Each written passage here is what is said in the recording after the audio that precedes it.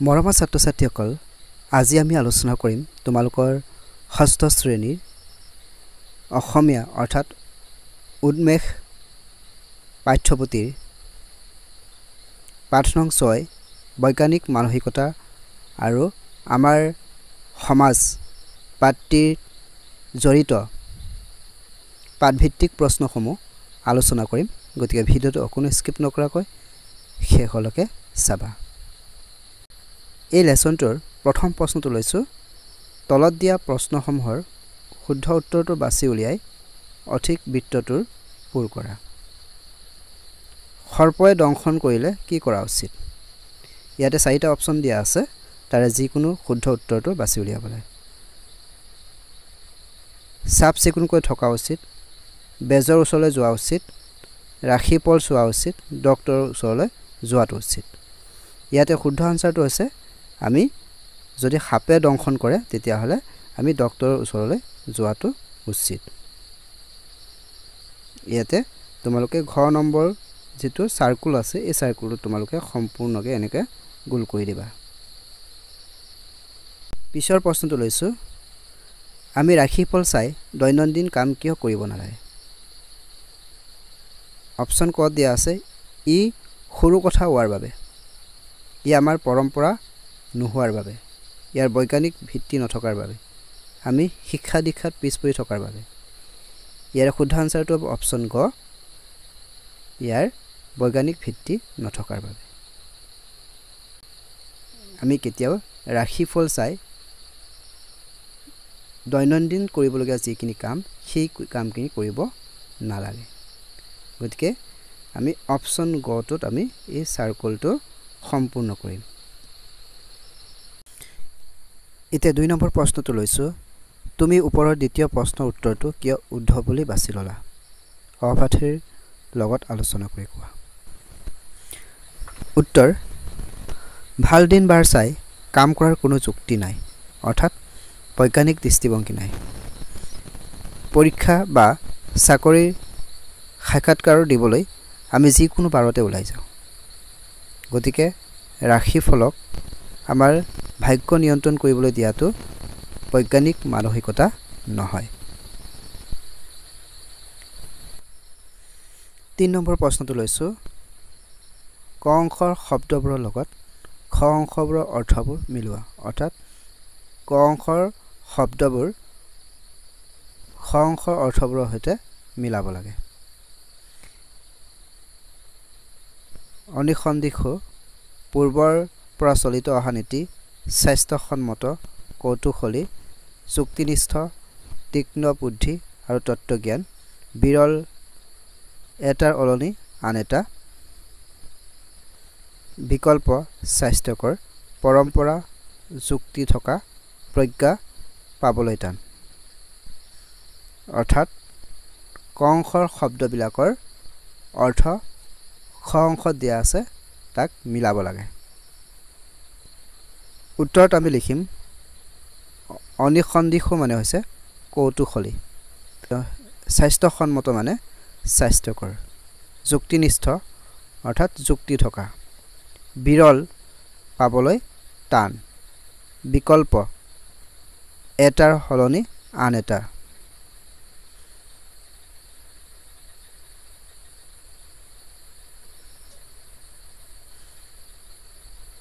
পৰম্পৰা, পূৰ্বৰ পৰা চলি অহা নীতি, প্ৰজ্ঞা, তীক্ষ্ণ বুদ্ধি, তত্ত্বজ্ঞান।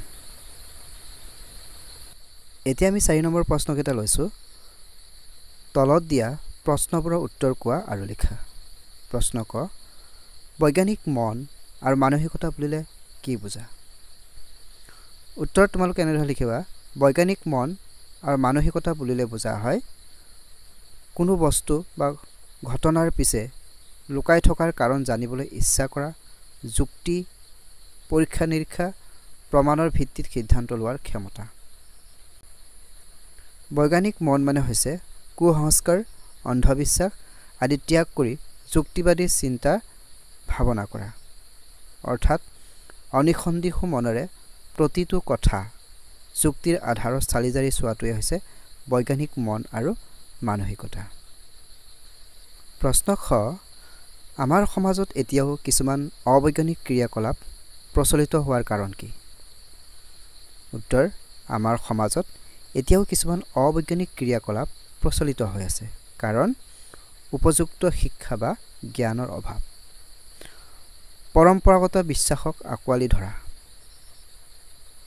যুক্তিবাদী চিন্তাৰ অভাৱ অজ্ঞতা আৰু ভয় সেই কাৰণসমূহৰ কাৰণেও এতিয়াও আমাৰ সমাজত কিছুমান অবৈজ্ঞানিক ক্ৰিয়াকলাপ প্ৰচলিত হৈ আছে প্ৰশ্ন ক ভাল দিনবাৰ চাই কাম কৰাৰ যুক্তিযুক্ততা আছেনে উত্তৰত লিখিবা ভাল দিনবাৰ চাই কাম কৰাৰ যেটো সংস্কৃতি বা ৰীতি এটো হৈছে কুসংস্কাৰ ইয়াৰ বৈজ্ঞানিক ভিত্তি নাই কামৰ অফলতা নিষ্ঠা পৰিকল্পনা আৰু কাৰ্যক্ষমতাৰ ওপৰত নিৰ্ভৰ কৰে দিনবাৰৰ ওপৰত নহয় সেইবাবে সেই ধৰণৰ বিশ্বাস বৈজ্ঞানিক দৃষ্টিভংগীৰ বিপৰীত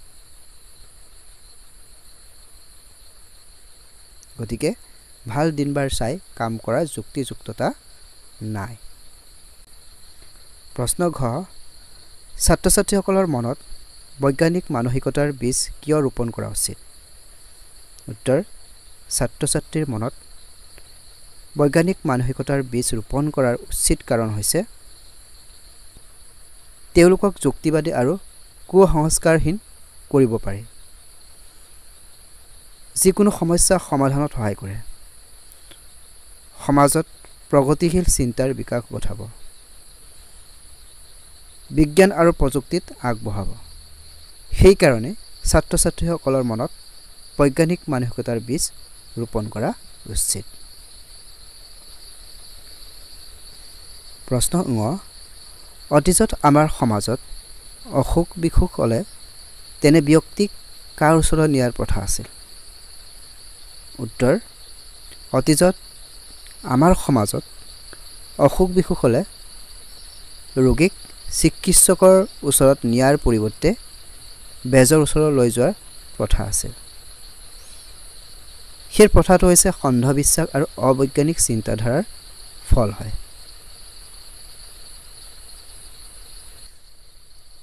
এতিয়া 5 নম্বৰ প্ৰশ্নটো লৈছো তলত দিয়া প্ৰশ্নকেইটাৰ উত্তৰ আলোচনা কৰি কোৱা আৰু লিখা প্ৰশ্ন ক বাহিৰত ফুৰিচাকি অহা কাপোৰ কানিৰে পাকঘৰত সোমাবলৈ নিদিয়াৰ আঁৰত কি বৈজ্ঞানিক ভিত্তি লুকাই থাকিব পাৰে বা লুকাই আছে উত্তৰ সেই বিশ্বাসটো মূলতে কুসংস্কাৰ বুলি ধৰিলেও ইয়াৰ আঁৰত এটা বৈজ্ঞানিক যুক্তি আছে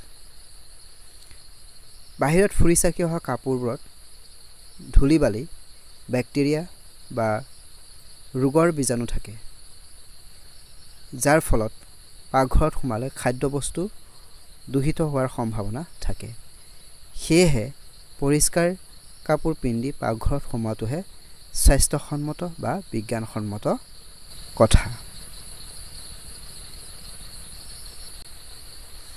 প্ৰশ্ন খ বৈজ্ঞানিক মানসিকতাৰ এগৰাকী হ'বলৈ শিক্ষিত হোৱাটো জৰুৰী নেকি এজন মানুহে কেনেদৰে বৈজ্ঞানিক মানসিকতাৰ গৰাকী হ'ব পাৰে উত্তৰ বৈজ্ঞানিক মানসিকতাৰ গৰাকী হ'বলৈ শিক্ষিত হোৱাটো জৰুৰী নহয় নিৰক্ষৰ লোক এজনে যদি কোনো এটা কথা বা ঘটনাৰ কাৰণবোৰ যুক্তিনিষ্ঠভাৱে ভহিয়াই চাই সেইমতে কাৰ্য ব্যৱস্থা গ্ৰহণ কৰিব পাৰে তেনেহলে তেওঁ বৈজ্ঞানিক মানসিকতাৰ লোকৰ হাৰিত পৰিব প্ৰশ্ন ক সমাজ এখনৰ উন্নতিৰ বাবে অন্ধবিশ্বাস আৰু কুসংস্কাৰ কিয় বৰ্জন কৰিব লাগে উত্তৰ তোমালোকে লিখিব পাৰা অন্ধবিশ্বাস আৰু কুসংস্কাৰ সমাজ অগ্ৰগতিৰ বাধা হয় সেইবোৰ যুক্তিবাদী চিন্তাৰ বিকাশ আটকায় মানুহক অজ্ঞ আৰু ভয়ত ৰাখে আৰু অগ্ৰগতিত বাধা দিয়ে সেয়ে সমাজৰ উন্নতিৰ বাবে সেইবোৰ ত্যাগ কৰাটো অত্যন্ত জৰুৰী এতিয়া আমি আলোচনা কৰিম ভাষা অধ্যয়ন জানো আহা পাঠটোত থকা বৈজ্ঞানিক শব্দসমূহৰ মূল শব্দটো হৈছে বিজ্ঞান বিজ্ঞান শব্দটো হৈছে বিশেষ্য পদ ইয়াতে ইক প্ৰত্যয় যোগ দি বৈজ্ঞানিক পদটো গঠন কৰা হৈছে এটো বিশেষণ পদ তেনে কিছুমান উদাহৰণ চাও আহা ইয়াতে তোমালোকক কোৱা হৈছে বিশেষ্য পদ বা কি নাম বজোৱা শব্দবোৰকে আমি বিশেষ্য পদ বুলি কওঁ হয়নে আৰু বিশেষণ পদ হৈছে যি পদে কোনো বস্তুৰ দুখ গুণ ৰূপ অৱস্থা আদি বুজায় তাকে বিশেষণ পদ বুলি কোৱা হয়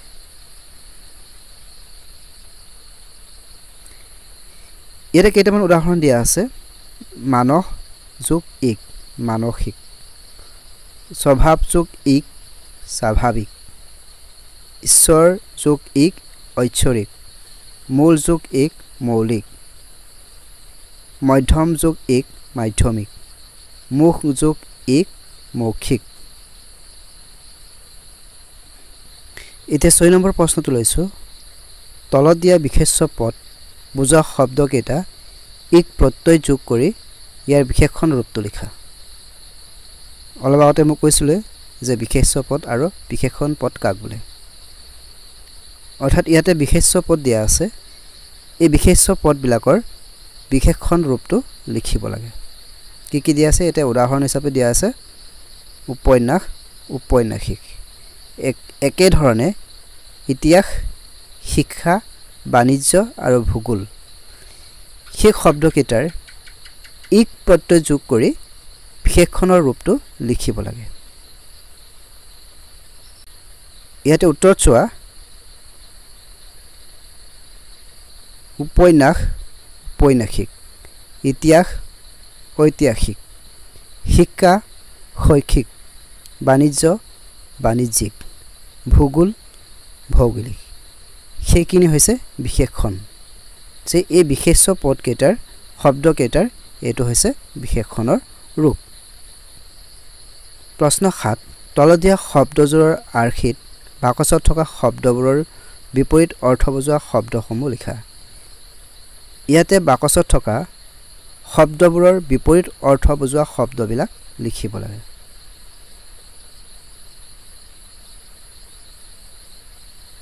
ইয়াতে দিয়া আছে উদাহৰণস্বৰূপে ইয়াতে দিয়া হৈছে বৈজ্ঞানিক অবৈজ্ঞানিক একে ধৰণে এই বাকচৰ ভিতৰত থকা শব্দবিলাকৰ বিপৰীত শব্দ বা বিপৰীত অৰ্থ বুজোৱা শব্দ লিখিব লাগে সময় সাধু ন্যায় ক্লান্ত শান্ত ভয়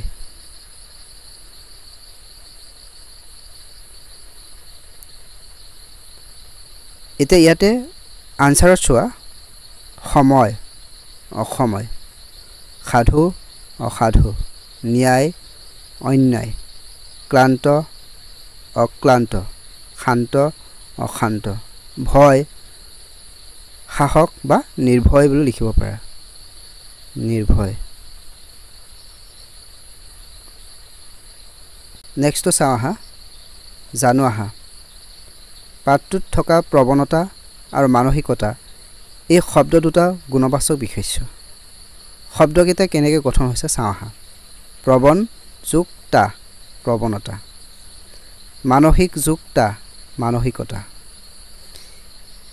ইয়াৰ প্ৰৱণ আৰু মানসিক শব্দ দুটা হৈছে মূল শব্দৰ পাছত তা প্ৰত্যয় যোগ হয় একোটা অৰ্থপূৰ্ণ ৰূপ গঠিত হৈছে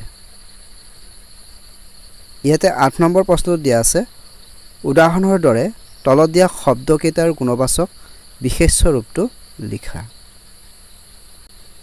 সৰল সৰলতা একে ধৰণে দুৰ্বল নম্ৰ ভদ্ৰ দৃঢ় উচ্চ সেই শব্দকেইটাৰ গুণবাচক বিশেষ্য ৰূপটো লিখিব লাগে ইয়াতে আনসাৰত চোৱা সৰল সৰলতা দুৰ্বল দুৰ্বলতা নম্ৰ নম্ৰতা ভদ্ৰ অভদ্ৰ দৃঢ় দৃঢ়তা উচ্চ উচ্চতা এতিয়া 9 নম্বৰ প্ৰশ্ন লৈছো পাঠটোত বুৰ বিলাস সমূহ খিনি সকল যদি যোগ হয় বহুবচন বুজোৱা শব্দবোৰ বিচাৰি উলিওৱা। সেই প্ৰশ্নটোৰ উত্তৰত পাঠটোৰ পৰা কেইটামান শব্দ বিচাৰি ইয়াতে লিখা হৈছে। পাই নাপায়বোৰ, সাজবোৰ, কুসংস্কাৰবোৰ, ব্যক্তিসকল, কথাবোৰ, চেনেলসমূহ, কাৰণবোৰ, শাখাবোৰ, অঞ্চলসমূহ, ছাত্ৰ ছাত্ৰীসকল। সেই শব্দবিলাক হৈছে বহুবচন বুজোৱা শব্দ। 10 নম্বৰ প্ৰশ্নটো চাওঁ আহা। বাপুকণ আৰু আইমণিয়ে কৰা কামৰ ভিতৰত কাৰ কামত বৈজ্ঞানিক ভিত্তি আছে? যুক্তি সহকাৰে লিখা। বাপুকণৰ ঠাইত তুমি হোৱা হ'লে কি কৰিলাহেঁতেন? উত্তৰ, আইমণিয়ে কৰা কামত বৈজ্ঞানিক ভিত্তি আছে, কাৰণ মেকুৰীয়ে ৰাস্তা পাৰ হ'লে একো নহয়। মই বাপুকণৰ ঠাইত হোৱা হ'লে আন এখন বাছৰ বাবে ৰৈ নাথাকিলোঁ হয়। 11 নম্বৰটোত দিয়া আছে নিৰ্দেশনা অনুসৰি কৰা। ক, পঢ়া, চোৱা আৰু লিখা।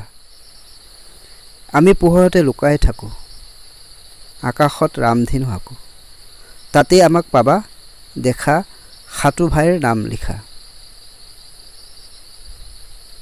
ইয়াতে সাতবাই মানে ৰামধেনুৰ 7টা ৰঙৰ কথা কোৱা হৈছে। এই 7টা ৰং হৈছে বেঙুনীয়া, ঘন নীলা, নীলা, সেউজীয়া, হালধীয়া, সুমথিৰা আৰু ৰঙা। সেই 7টা ৰামধেনু ৰঙৰ কথাই ইয়াতে কোৱা হৈছে। খ, পঢ়া আৰু কৰি দেখুওৱা। ৰামধেনুৰ 7 ৰং চালে চকুত লগা, চকৰিত ঘূৰিলে মিলি হয় মাথোন বগা। ইয়াতে নিৰ্দেশনা দিয়া আছে। প্ৰথমে তোমালোকে এটা চকৰি প্ৰস্তুত কৰা আৰু চকৰিটোৰ 7টা ভাগত সেই চিত্ৰটো দেখুৱাৰ ধৰণে তোমালোকে 7টা ৰং সানি ছবিত দেখুৱাৰ দৰে এডাল শলা গাঁঠি দিয়া। এতিয়া যাদুকৰে কৰাৰ দৰে চকৰিটো জোৰেৰে ঘূৰাই দিয়া আৰু ৰামধেনুৰ ৰংবোৰ পৰ্যবেক্ষণ কৰা। অৰ্থাৎ তোমালোকে যদি এনেধৰণে চকৰি এটা লৈ যদি 7টা ভাগত ভাগ কৰি যদি ৰংখিনি কৰাৰ পিছত তোমালোকে যদি চকৰিটো যদি জোৰেৰে ঘূৰাই দিয়া হয় তেতিয়া তোমালোকে ৰংটো অকল বগা দেখিবা। প্ৰকল্পত চোৱা 12 নম্বৰ প্ৰশ্নটো চোৱা। আমাৰ মাজত পৰম্পৰাগতভাৱে চলি থকা কামবোৰৰ মাজত বিজ্ঞানসন্মত ভিত্তি থকা বা নথকা দুটা কামৰ বিষয়ে যুক্তিৰে লিখা। উত্তৰ,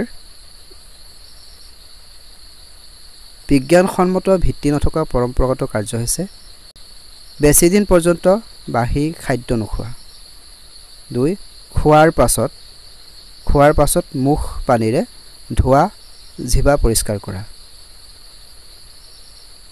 বিজ্ঞানসন্মত ভিত্তি নথকা পৰম্পৰাগত কাৰ্য হৈছে বিধৱা মহিলা কোনো উভ কামত উপস্থিত থাকিলে অশুভ হয়। দ্বিতীয়তে, গৰ্ভৱতী মহিলা গ্ৰহণৰ সময়ত ঘৰৰ বাহিৰলৈ ওলাব নোৱাৰা। সেই পৰম্পৰাখিনি হৈছে বিজ্ঞানসন্মত ভিত্তি নাই।